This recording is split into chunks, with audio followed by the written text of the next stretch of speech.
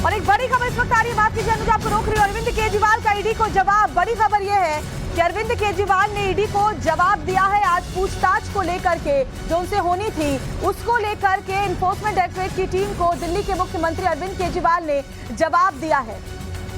तो ये बड़ी खबर। और पुलकित हमारे साथ है। पुलकित, क्या जानकारी मिल रही है, क्या जवाब अरविंद केजरीवाल की तरफ से ईडी को दिया गया है? देखिए, अरविंद केजरीवाल ने अपने जवाब में ईडी को ये कहा है कि ईडी तुरंत उस नोटिस को वापस ले, क्योंकि ये नोटिस गैर कानूनी और राजनीति से प्रेरित है।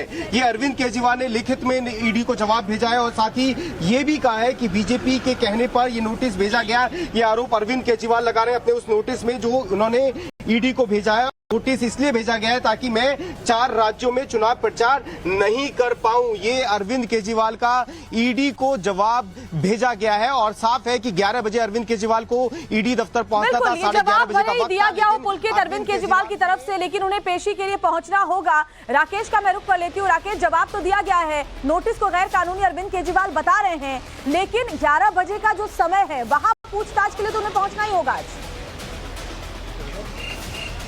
निश्चित तौर पर श्वेता, और देखिए इन सब बातों का आज के दिन में कोई मायने नहीं है। मनीष सिसोदिया की गिरफ्तारी से पहले, संजय सिंह की गिरफ्तारी से पहले लगातार आम आदमी पार्टी की ओर से यही बातें होती रही हैं कि ये सब कुछ गैर कानूनी है, किसी तरीके का कोई घोटाला नहीं है। बार बार यही कहा गया है कि बीजेपी के इशारे पर, केंद्र सरकार के इशारे पर आम आदमी पार्टी को बर्बाद करने की कोशिश हो रही है, आम आदमी पार्टी के नेताओं को परेशान किया जा रहा है। तो इस जवाब में कुछ भी नया नहीं है जिसमें अरविंद केजरीवाल की ओर से यह कहा गया कि नोटिस गैर कानूनी है, राजनीति से प्रेरित है। पहले से आम आदमी पार्टी ये बात कहती रही है, बीजेपी के कहने पर नोटिस भेजा गया। ये अगर अरविंद केजरीवाल के जवाब में आता है जो ईडी को भेजा गया है, तो यह भी बार बार कहा गया है आम आदमी पार्टी की ओर से कि यह जानबूझकर एक षड्यंत्र है। आम आदमी पार्टी के खिलाफ नोटिस इसलिए भेजा गया ताकि मैं 4 राज्यों में चुनाव प्रचार ना कर पाऊं। ये अगले पॉइंटर पर नजर डालें तो ये भी, इसमें भी कुछ नया नहीं है, क्योंकि बार बार यह कहा गया है कि बीजेपी के खिलाफ सभी एकजुट हो गए हैं, इसलिए बीजेपी डर गई है, इसलिए बार बार नोटिस, इसलिए बार बार पूछताछ की बात, और ईडी तुरंत नोटिस वापस ले ले।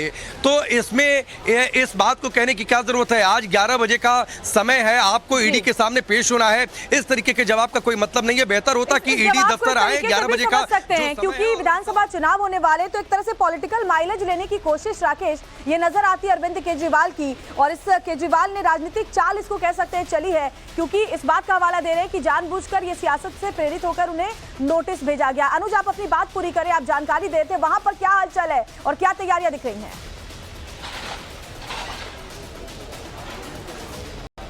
जी देखिए, जहाँ तक यहाँ की हलचल की बात की जाए तो तस्वीरों में आप साफ तौर पे देख सकते हैं कि किस तरीके से यहाँ पर बाकायदा दिल्ली पुलिस के जवान, पैरामिलिट्री फोर्स के जवानों की तैनाती की गई है, क्योंकि अरविंद केजरीवाल की तरफ से अभी तक ईडी को कोई भी ऑफिशियल जो स्टेटमेंट है वो नहीं सामने आया है कि वो आ रहे हैं या नहीं आ रहे हैं। और यही वजह है कि फिलहाल यहाँ पर तैयारियां पूरी है। जाहिर तौर पर अगर बात किया जाए अरविंद केजरीवाल की, तो ईडी के जो अधिकारी हैं उनका साफ तौर पे ये कहना है कि जो सम्मन अरविंद केजरीवाल को भेजा गया है उसके पीछे एक आधार है। आधार क्या है? विजय नायर का स्टेटमेंट। आधार क्या है? सी अरविंद का स्टेटमेंट।